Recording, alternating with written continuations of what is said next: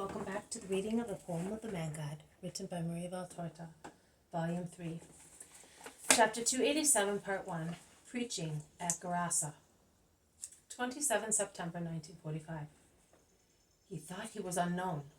When he sets foot outside Alexander's building the following morning, he finds people already waiting for him. Jesus is with the apostles only. The women and disciples are still in the house, resting.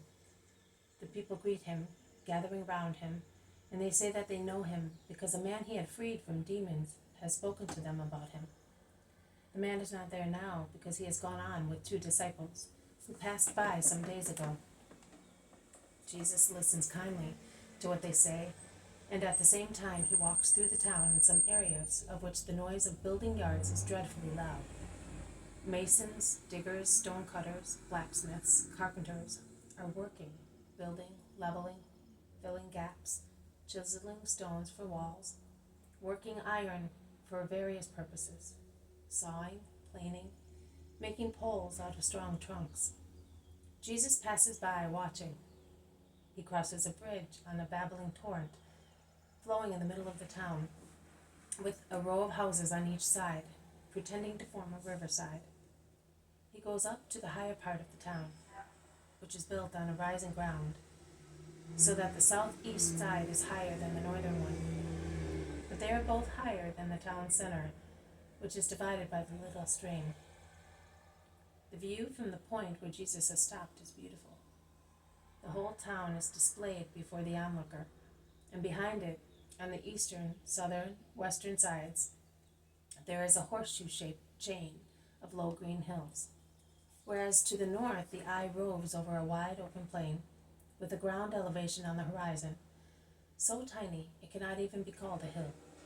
But it is beautifully golden in the morning sunshine, which tinges with a yellowish hue on the leaves of the vines which cover the ground, as if it intended to mitigate the melancholy of the withering leaves with the splendor of a touch of gold. Jesus is admiring the view, and the people of Gerasa are looking at him. He wins the regard of the people by saying to them, "This town is really beautiful. Make it beautiful also in justice and holiness. The hills, the stream, the green plain were given to you by God. Rome is now helping you to have homes and beautiful buildings, but it is up to you only to have your town called holy and just. A town is what its citizens make it, because a town is a part of society closed within its walls, but it is the citizens that make the town. A town in itself does not commit sin. The stream, the bridge, the houses, the towers cannot sin. They are matter, not souls. But those who are within the town walls, in houses, shops, those who cross the bridge or bathe in the stream, they can all sin.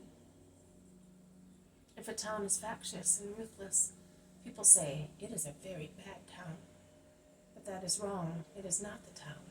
It is the citizens who are very bad. Those individuals, by joining together, become one complex thing, as well as one thing only, which is called town. Now listen. If in a town 10,000 inhabitants are good, and only 1,000 are not good, can we say that the town is wicked? No, we cannot. Likewise, if in a town of 10,000 inhabitants there are many parties, and each struggles to favor his own, can we say that that town is still united? No, we cannot. And do you think that the town will thrive? No, it will not. You people of Gerasa are now all united, striving to make your town great.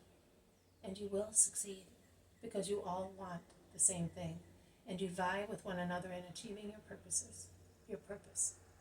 But if tomorrow opposed parties should arise among you, and one said, "No, it is better to expand eastwards," and another party said, "Not at all. We will build in the north where the plain is," and a third one should say, "Neither here nor there. We all want to live close together in the center near the river," what would happen? It would happen that the work you have started would stop. Those who have lent capitals would withdraw them.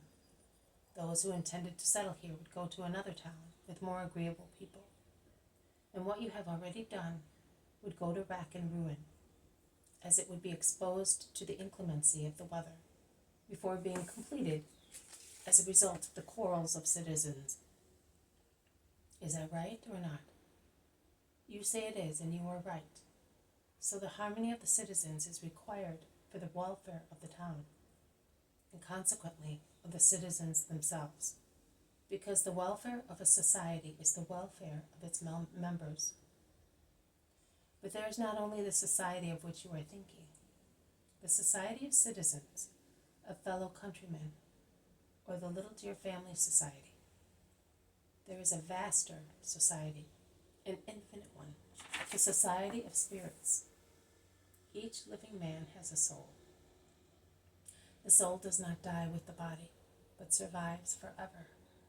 The idea of God, the Creator, who gave each man his soul, was that all the souls of men should be gathered in one place only, in heaven, forming the kingdom of heaven, whose monarch is God, and whose blissful subjects were to be all men after a holy life and a placid limbo of expectancy.